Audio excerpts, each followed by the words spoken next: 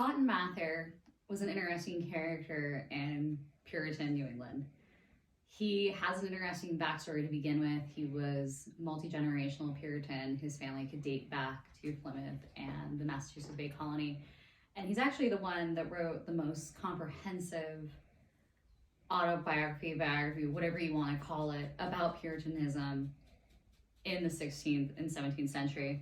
He actually published Magna Christiana Americana, or the Ecclesiastic History of New England, from its first planting in 1620 until the year of its Lord in 1698, which was published in 1702.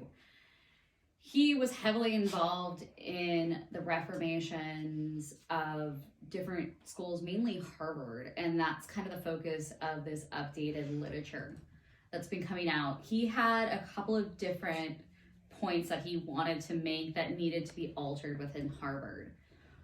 And there was 12 of them, actually, because Cotten Mather was one of those people that always had a good point to make, and when he made a point, he had several of them, much like his ecclesiastical history had. And one of the things was, the big one he wrote on the first point that he made was solid learning to be valued and kept in reputations, as it ought to be, and where there are not sensible and notorious decay of it from when there are former years. And when speaking of Latin, he goes on to say, discontents to render our scholars is unfit for a conversion with strangers, whether the undergrads have several times permitted the governors of the college that the speaking of Latin may be encouraged among them, and their petitions have often been denied. Basically, what he was saying is that Latin was starting to disappear out of Harvard, and that Harvard should still have Latin. And he felt that by Harvard disappearing out of the academics component of Harvard, it was losing some of its identity.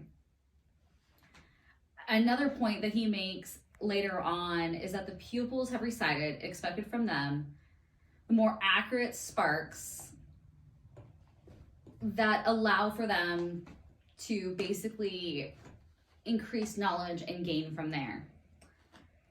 Another one is that he was worried about the gospel leaving Harvard, and that Harvard was originally founded as a ministry school to allow for the Puritans to have their own ministers come out there. It was also other university type of things, such as becoming doctors, lawyers, merchants. Those types of things were also taught at Harvard, but its primary focus was creating a clergy. And Harvard was starting to lose that identity when Mather was making these points. Another one that he's spoken is the acquaintance with students and distinguishing interest and beauty in the churches and establishing them. And that the tutors ever confer with their pupils about their interior state and labor as man in earnest with them for their conversion from God. And the designation of the soul of the young man must not be grievously neglected, but those should remember they design ministers to the gospel under their education. Cotten Mather wanted to create this idea that Harvard needed to continue to stay the same yet reform at the same time, but making sure to include those original fundamental components that was included in it when the school was founded originally. And he wanted that maintained. And that was something that was really important to him as a direct descendant of the original Puritans that arrived in Plymouth. And this maintaining of this idea that it was possible to keep the universities alive.